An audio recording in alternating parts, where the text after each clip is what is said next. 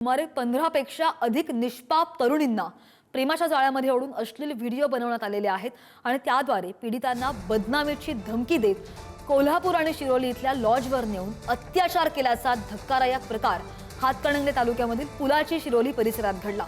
गेले काही दिवस जिल्ह्यामध्ये सुरू असलेल्या लव जिहादचा संशय असलेल्या प्रकरणामुळे कोल्हापूर जिल्हा पुरता हादरून गेलेला आहे।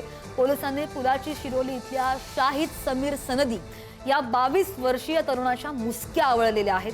संशयितांना सोशल मीडियाचा वापर करून 18 ते 22 वयोगटातील तरुणांची मैत्री केली आणि त्यांना प्रेमाच्या किंवा भावनिक जाळ्यामध्ये ओढलं। या तरुणींवर अत्याचार करून त्यांचे आक्षेपार्ह व्हिडिओज बनवले गेले। त्यानंतर हे व्हिडिओ व्हायरल करण्याची धमकी देऊन त्यांचा मानसिक आणि शारीरिक शोषण करण्याचा प्रयत्न केला। बातमी आहे कोल्हापूरमधून। आणि याच पार्श्वभूमीवर कोल्हापूरच्या हातकणंगले तालुक्यामधील पुराची शिरोली गाव बंद आहे। 15 तरुणांची फसवणूक करून अत्याचार केल्याच्या निषेधासाठी गाव बंदची हाक दिली गेली आहे। आरोपींवर कडक कारवाईची गावकऱ्यांनी मागणी सुद्धा केली आहे। तर ग्रामस्थांकडून लव जिहादचा संशयही यामुळे व्यक्त होतोय। या प्रकरणातील नराधम आरोपी सध्या पोलीस कोठडीत आहे। आणखी अनेक तरुणी नराधमाच्या जाळ्यामध्ये अडकल्याची भीती सुद्धा व्यक्त होतीये। हे दृश्य आहेत कोल्हापूरमधून बंदची हाक दिली गेली आहे आणि या बंदला गावकऱ्यांनी प्रतिसाद सुद्धा दिलेला आहे। ग्रामस्थांकडून लव जिहादचा संशय व्यक्त होतोय। आरोपीवर कडक कारवाई करावी अशी ग्रामस्थांनी मागणी लावून धरली आहे।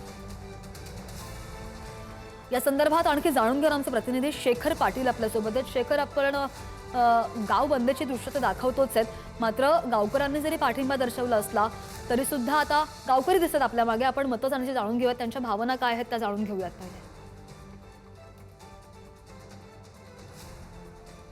श्रद्धा, बरोबर आहे। हा आरोपी जो आहे तो संशयित आरोपी त्याला ताब्यात तर घेतलेलंच आहे, मात्र आणखीन एका संशयित आरोपीची देखील त्या ठिकाणी शोध घ्यावा अशी सगळ्यांची मागणी आहे। आणि हे प्रकरण अतिशय गंभीर आहे। एक दोन नव्हे तर तब्बल 15 मुलींचे त्या ठिकाणी लैंगिक शोषण झाले असल्याचा आता संशय त्या ठिकाणी व्यक्त केला जातोय। यापेक्षा काही अधिक देखील आकडे आहेत का याचा देखील शोध होणं गरजेचं आहे। आणि म्हणूनच हे सगळे हिंदुत्ववादी संघटना आणि कोल्हापुरातले याच शिरोली पुलाची गावातले नागरिक जे ते एकवटलेले आहेत। आपण जर बघितलं तर त्यांनी आज गाव बंद ठेवलेलं आहे। एकही गाव जर मागची ह्या लोकांच्या मागची जर दुकान दाखवली तर कुठलेही दुकान जे आहे ते उघडं नाही। संपूर्ण गावकऱ्यांनी एकजूट दाखवत हे गाव जे आहे ते बंद केलेलं आहे। आणि एकच मागणी या सगळ्यांची जी म्हणजे या आरोपीला, संशयित आरोपीला कडक शिक्षा जी आहे ती झाली पाहिजे। शिवाय त्याच्या साथीदार जो आहे त्याच्या मोबाईलमध्ये देखील काही व्हिडिओ असण्याची शक्यता आहे। म्हणूनच या सगळ्यांवरती कडक कारवाई व्हावी अशी सगळ्यांची मागणी आहे। काय सांगाल एकंदरीत हे प्रकरण कसं गंभीर आहे आणि आता तुम्ही सगळेजण या ठिकाणी त्याच्या कडक शिक्षाची देखील मागणी करताना दिसत? हे जे गुन्हे आहेत ते वारंवार घडत आहेत महाराष्ट्रात।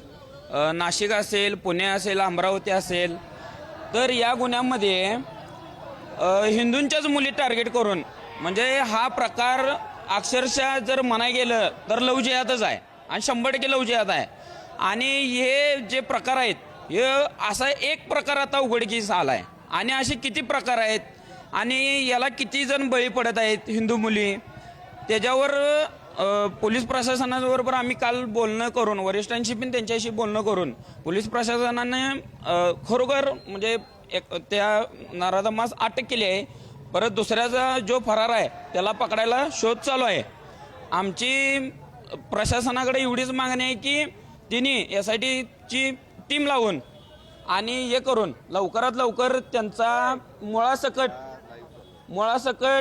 त्यांचा जे कोण असेल, त्यांचा जो कोण आका असेल त्याच्यासकट कारवाई व्हावी एवढीच सकल हिंदू समाजाच्या वतीनं मागणी आहे। काय सांगशील, तू देखील आता या मोर्चामध्ये सहभागी झालायस, आज बंद देखील? सर्वप्रथम मी या जिहादी प्रवृत्तीच्या शाहिद संधीचा निषेध करतो आणि सरकारला माझी एवढीच विनंती आहे, अशा जिहादी प्रवृत्तीच्या लोकांना शाहिद संधीच्या घरावर बुलडोजर चालवायला पाहिजे आणि कडक SIT निर्माण करून कडक कारवाई केली पाहिजे त्याच्यावर।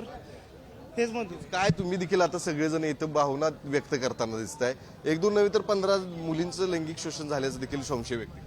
माझा या मीडियाच्या माध्यमातून असा सवाल आहे की आता जे खरोखर सरकारनं लाडकी बहीण चालू केली आहे ती लाडकी बहीण खरोखर सुरक्षित आहे का, हा मोठा प्रश्न आहे।